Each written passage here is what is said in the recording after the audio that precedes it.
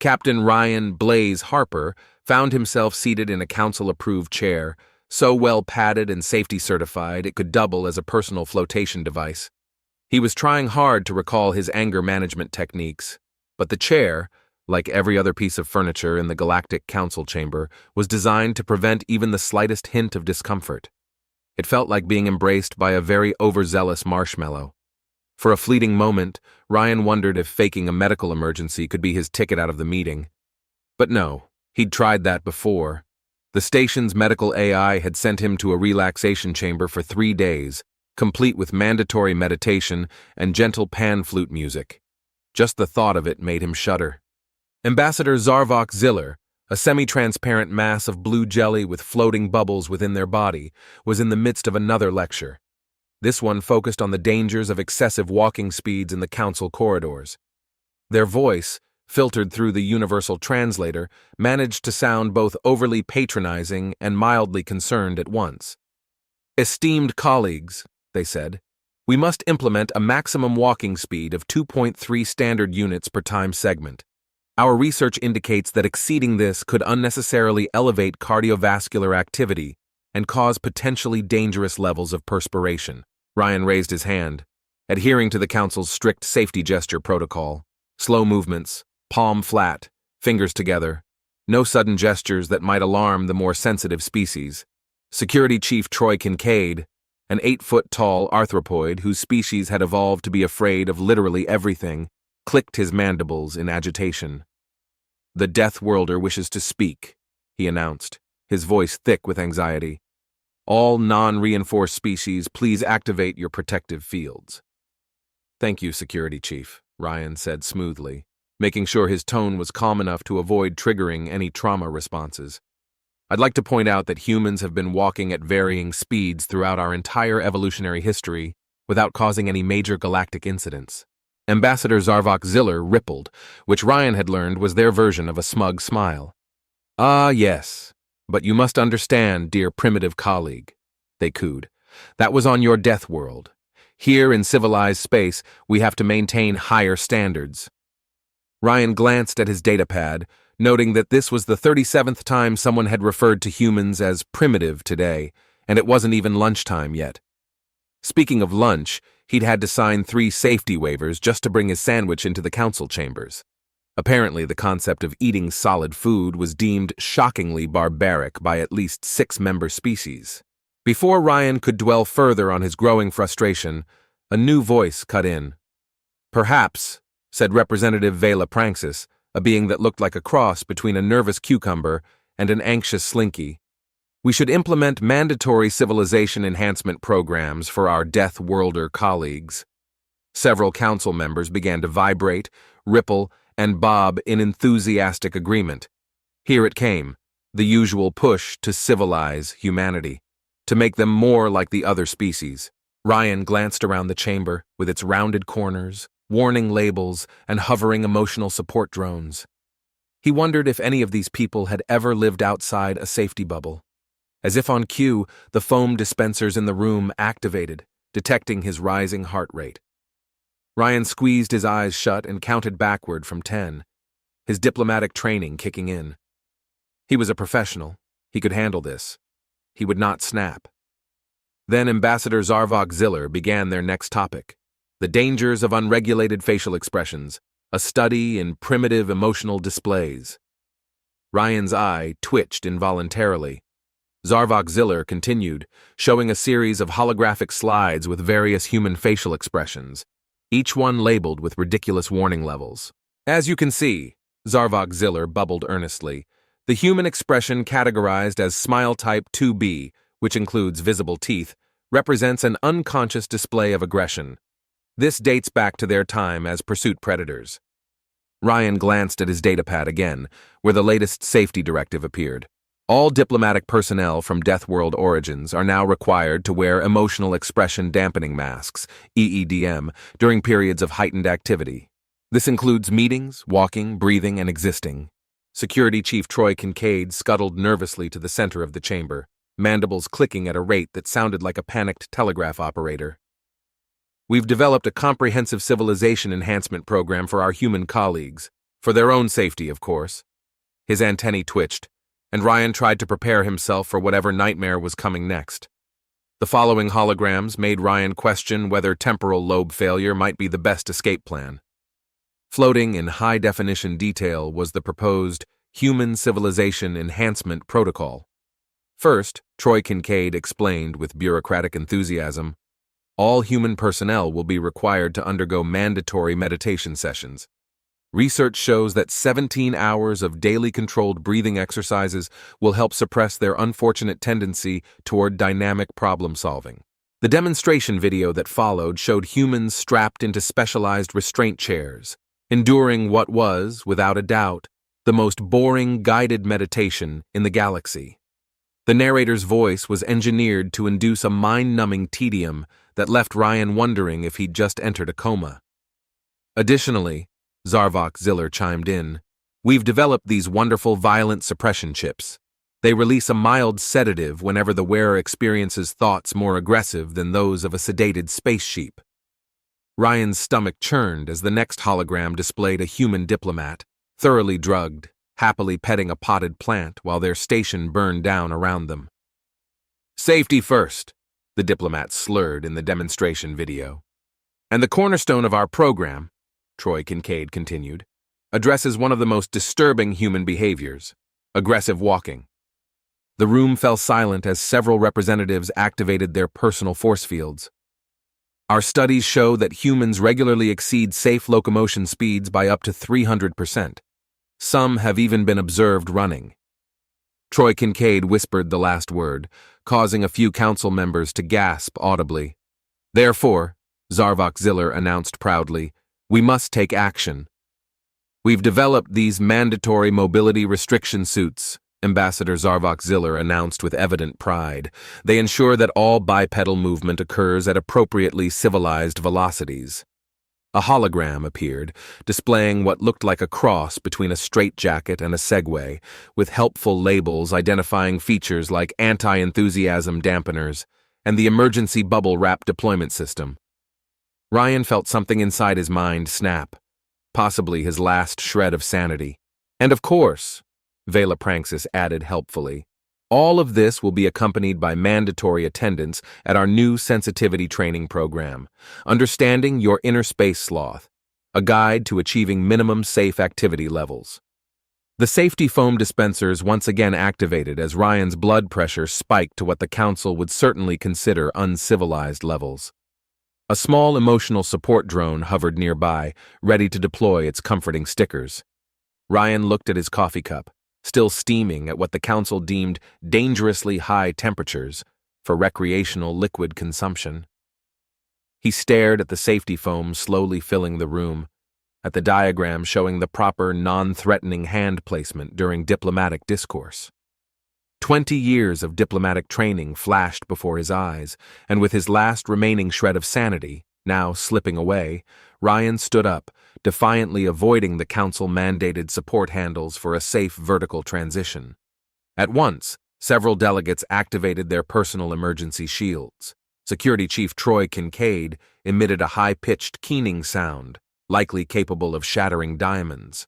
"My dear civilized colleagues," Ryan said, his voice dripping with enough sarcasm to drown a small moon, "I have an announcement to make." He picked up his coffee cup. The room's safety sensors immediately began blaring, "Warning, unsafe beverage handling detected. Temperature exceeds recommended levels by 47%. Initiating emergency cooling protocol." Without missing a beat, Ryan downed the entire scalding cup of coffee in one gulp, locking eyes with Ambassador Zarvok Ziller, whose bubbles had frozen in sheer horror. "Do you know what humans did before we met all of you?" Ryan asked, his tone conversational. He crushed the disposable cup in his hand, and 3 delegates fainted in response. "We built civilizations, we explored our world, we went to space, and we did it all without emotional support drones or mandatory safety foam." He began pacing the room at an unsafe velocity. "Yesterday, I had to attend a 4-hour safety briefing on the proper way to use a stapler. A stapler. The recommended procedure involved 2 safety officers, a containment field, and a written petition to the Council of Office Supply Safety." Representative Vela Pranxis had turned a deep shade of purple and appeared to be trying to hide behind a potted plant. Of course, the plant was safety certified and made of memory foam. "You want to know what primitive looks like?" Ryan asked, reaching into his pocket. He pulled out an unauthorized writing implement, a pencil with an actual point. At that, a series of security alerts blared across the room. "Captain Harper," an AI voice screeched, "please place the Class 3 sharp object in the designated containment unit. Think of the children." Of course, there were no children present in the council chamber, but that had never stopped Troy Kincaid before.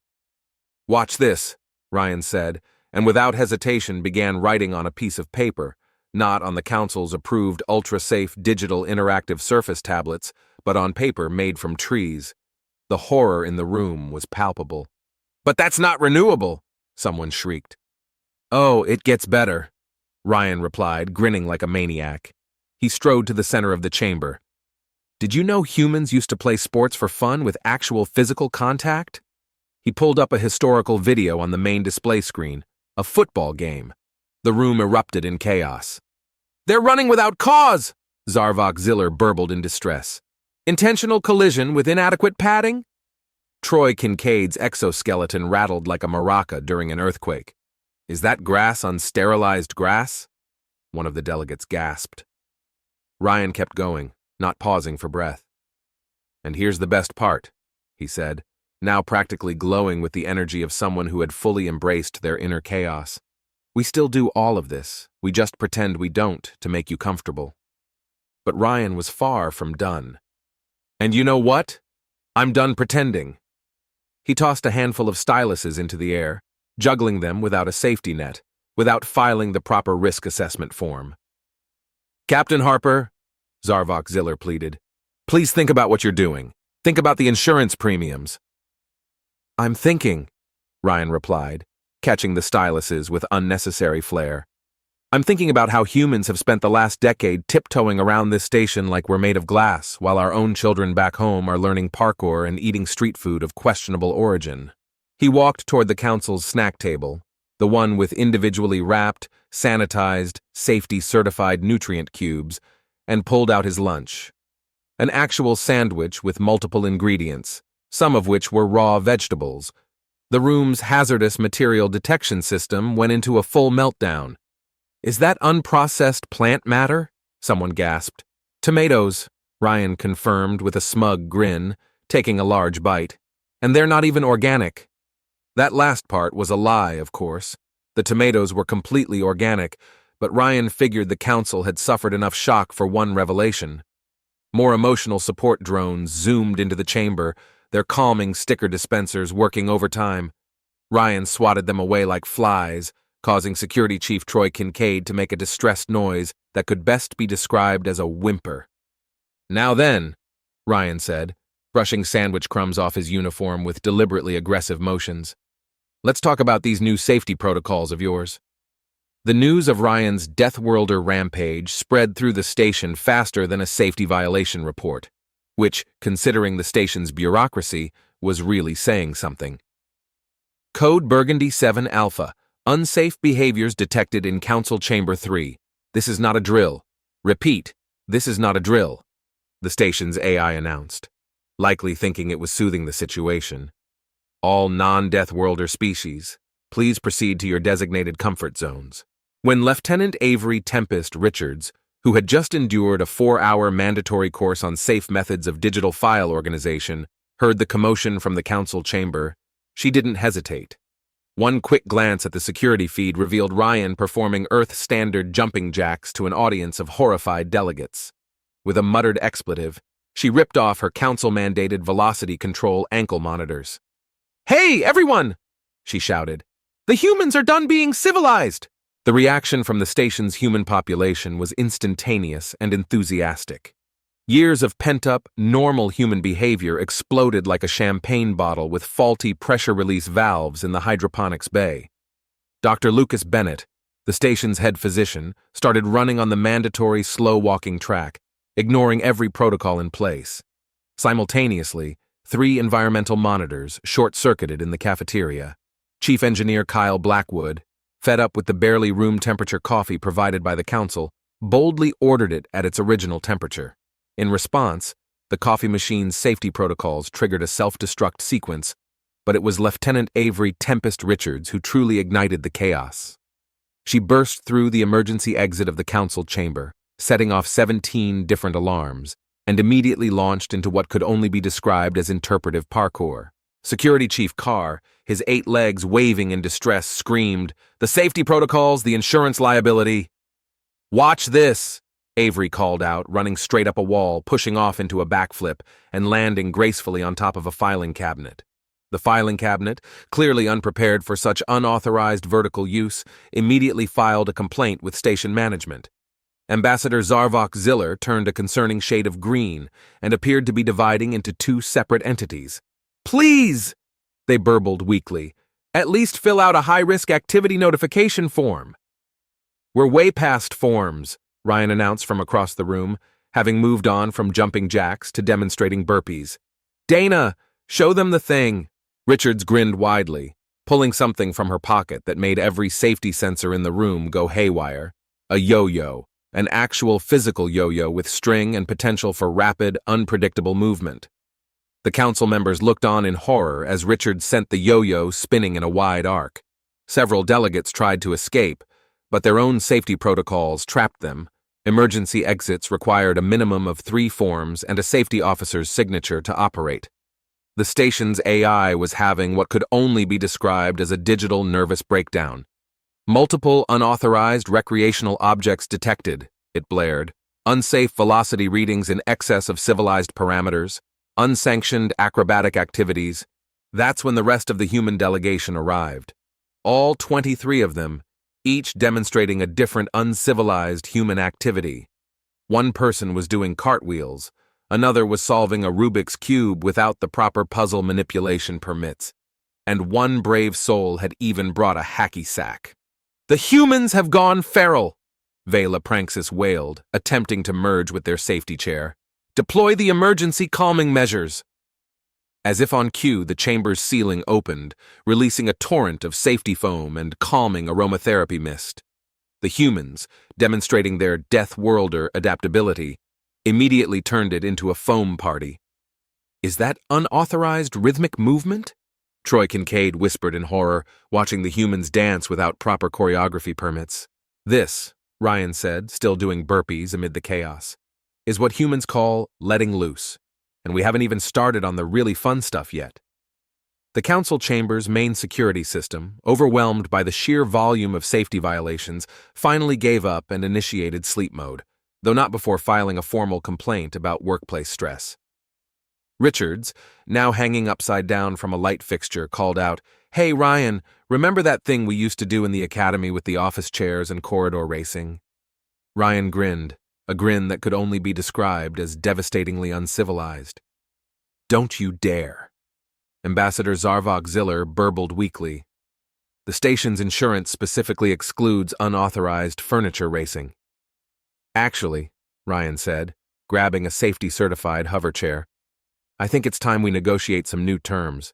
The emergency session of the Galactic Council's Crisis Management Committee was being held in what remained of Council Chamber 3. The safety foam had finally stopped dispensing, though occasional spurts still erupted whenever someone moved too quickly. The emotional support drones had formed a protective circle in the corner, huddling together and sharing calming stickers amongst themselves.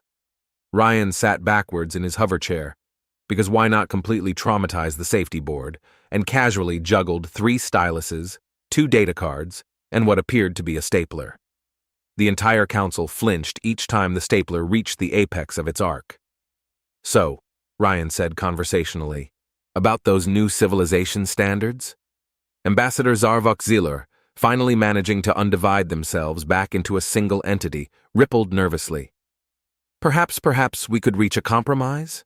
"Oh, now they want a compromise."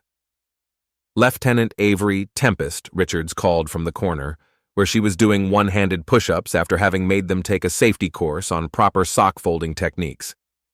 "That was a very important course," Security Chief Carr protested. "Improperly folded socks could lead to unauthorized fabric tension." Ryan caught the stapler with unnecessary flourish. "Here's the thing," he said.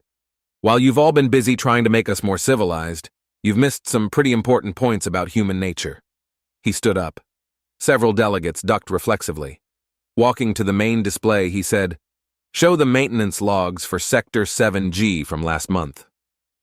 The display flickered to life, showing a critical system failure that nearly vented 3 decks to space. "Now, show how it was fixed," Ryan added. The footage revealed a human maintenance worker ignoring 17 different safety protocols, climbing through an access shaft, using unauthorized tools, and executing what the Council would call a desperately primitive and undocumented repair solution. The Council would also call it successful. Or how about last week's diplomatic crisis with the Thrixian Collective? Ryan pulled up another file, the one that showed Lieutenant Avery Tempest Richards resolving the situation by challenging their ambassador to what was officially logged as a contest of physical prowess and questionable dance moves. "That's different," protested Representative Vela Pranxis. "Those were emergencies." "Exactly," Ryan slapped the table. With a sharp slap of his hand on the table, Ryan triggered a simultaneous scream from 3 different species. "Humans don't just solve emergencies," he declared, his voice cutting through the tension in the room. "We prevent them. But your safety protocols? They're making things more dangerous." He lifted his coffee cup, fresh and steaming at dangerously high temperatures, and took a long sip. "For example, did you know that making humans walk at 1/4 of our natural speed actually increases our likelihood of falling? We're not built for it. Our balance depends on natural, unrestricted movement." "Impossible," Gar muttered, shaking their head. "Our studies clearly show—" "Your studies," Avery interrupted, now performing handstand push-ups, "were done by species that think mild temperature changes are extreme hazards. When was the last time any of you actually tried to understand how humans function, instead of just trying to make us more like you?" A thoughtful silence fell over the council chamber, broken only by the faint whimper of safety sensors. Ryan's tone softened, his posture relaxing slightly. "Look," he began, "we're not asking you to turn this station into a human playground.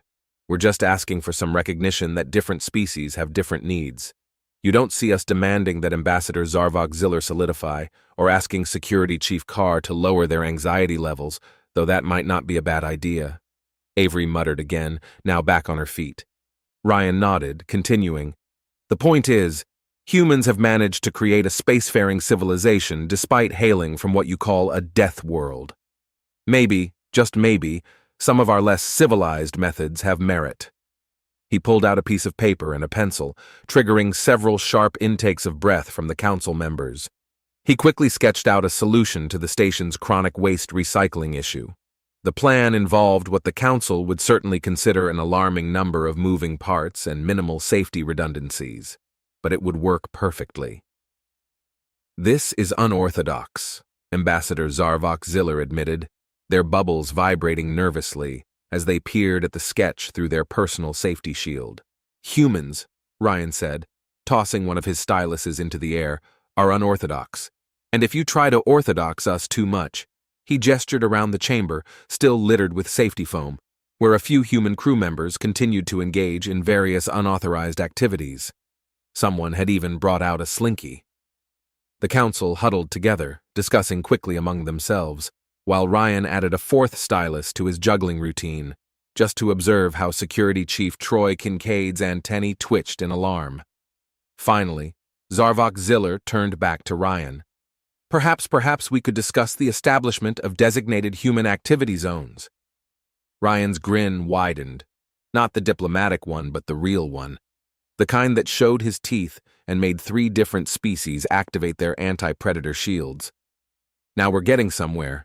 3 months after what station records officially termed the Great Uncivilizing, and what humans simply called Wednesday, the Galactic Council Station GCS 147 had undergone some surprising changes.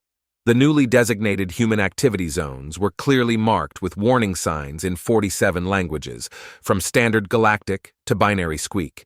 The signs read, "Warning, Death Worlder recreation in progress. Enter at own risk. Insurance coverage not guaranteed." Ryan stood in one of these zones, watching with unmistakable amusement as Ambassador Zarvok Ziller attempted to use a stapler. The ambassador insisted on wearing full protective gear, including a splash guard and impact dampeners. "Like this?" Zarvok Ziller asked, their protective bubbles quivering with focus as they lined up 2 sheets of paper. "You don't need to brace for impact," Ryan advised, leaning forward slightly. "Just press down normally. Yes, like that."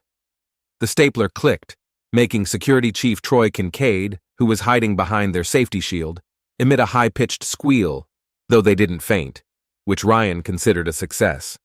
The Human Integration Program, so different from the previously proposed Human Civilization Program, was proving surprisingly effective.